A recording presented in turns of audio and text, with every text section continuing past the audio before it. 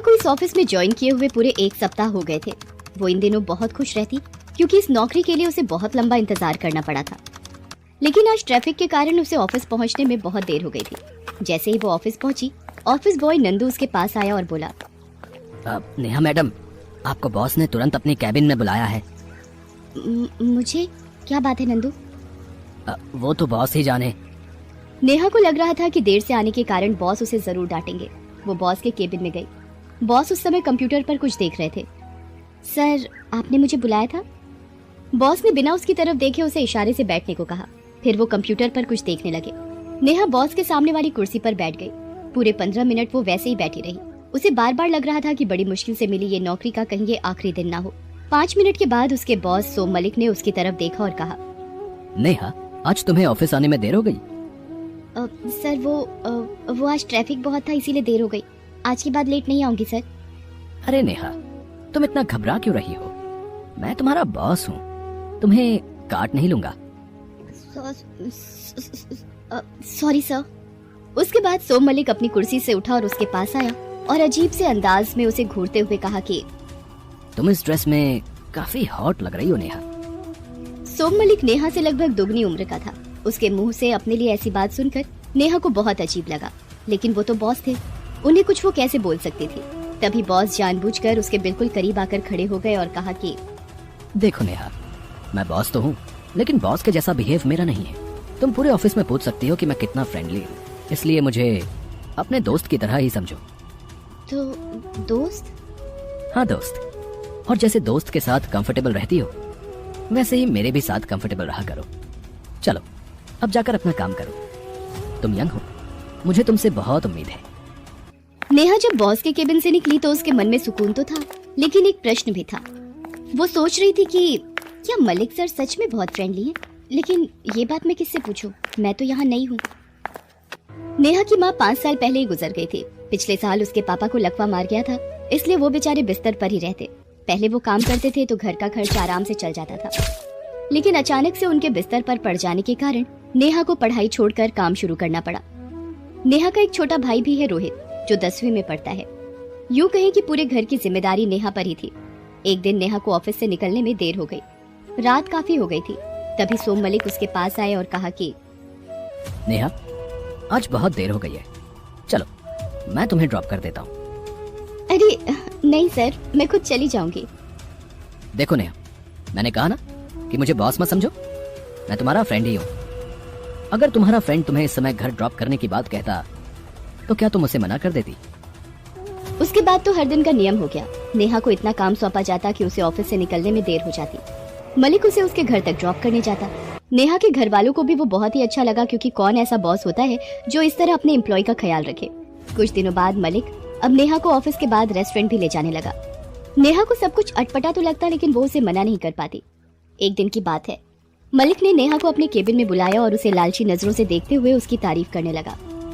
नेहा, तुम बहुत ही सुंदर हो और तुम्हारी सुंदरता को 4 चांद लगाने के लिए मैं कुछ लेकर आया हूँ। उसके बाद उसने एक बहुत ही महंगी हीरे की एक अंगूठी उसे दी।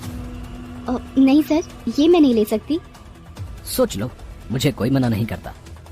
लेकिन सर, ये ठीक नहीं लगता। अभी ना तो मेरा बर्थडे है और ना ही कोई ओकेजन जो आप मुझे ये महंगा गिफ्ट दे रहे हैं। सोम मलिक को गिफ्ट देने के लिए किसी ओकेजन की जरूरत नहीं है। ये तो मेरा प्यार है। प्यार? मैं अपने सभी एम्प्लॉयज के साथ बहुत प्यार करता हूँ, बहुत, जितना तुम सोच भी नहीं सकती।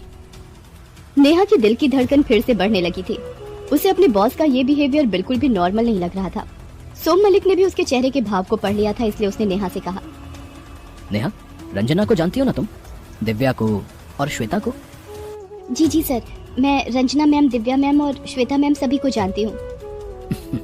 तुम कुछ भी नहीं जानती। मैं समझी नहीं सर। ये सब तुम्हारी ही तरह ऑफिस असिस्टेंट की तरह यहाँ आई थी। आज देख लो कहाँ है वो। तुम भी उनकी तरह आगे बढ़ना चाहती हो या नहीं? जी सर, आगे तो सभी बढ़ना चाहते हैं। चाहते तो सब हैं, लेकिन सबके पास मेरे जैसा फ्रेंडली बॉस नहीं होता।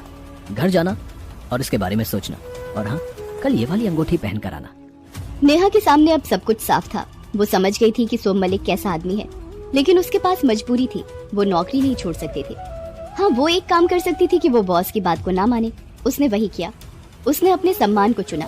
दिन बीतते गए। एक दिन की बात है, सोम मलिक ने उसे अपने केबिन में बुलाया और गुस्से में कहा, नेहा, तुम अपने काम में बिल्कुल भी सीरियस नहीं हो।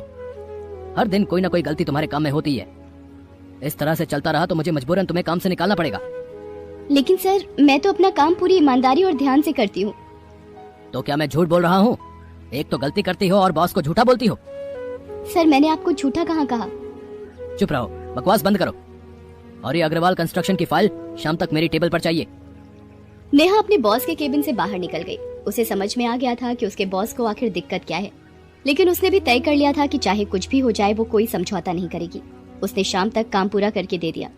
उस दिन जब वो ऑफिस के बाहर निकल रही थी, तभी श्वेता मैम उसके पास एक फाइल लेकर आई। श्वेता मैम, आप? नेहा, बॉस ने कहा है कि ये फाइल कंप्लीट करके घर जाना है। लेकिन मैम, इसे कंप्लीट करने में तो बहुत देर हो जाएगी। वो ये बोल रही थी कि तभी सोम मलिक उसके पास आए और कहा, ठीक है, तुम घर चली जाओ, ये काम कोई और कर लेगा।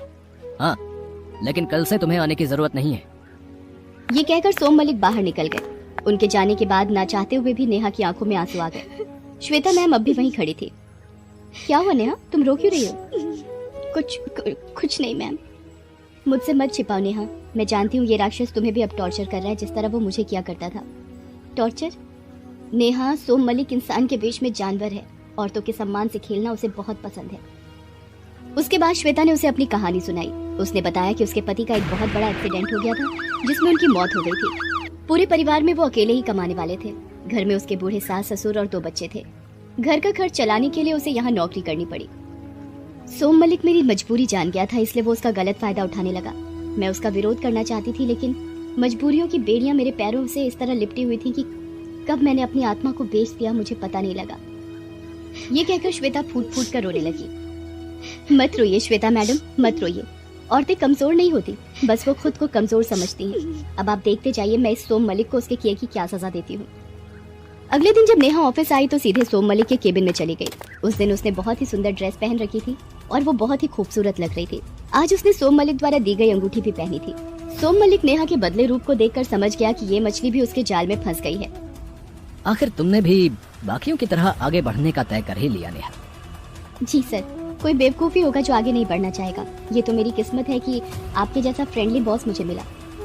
उसकी बात को सुनकर वो नेहा के करीब आया और उसे एक होटल में मिलने के लिए बुलाया। नेहा तय वक्त पर वहाँ पर पूरी तैयारी के साथ पहुँच गई थी।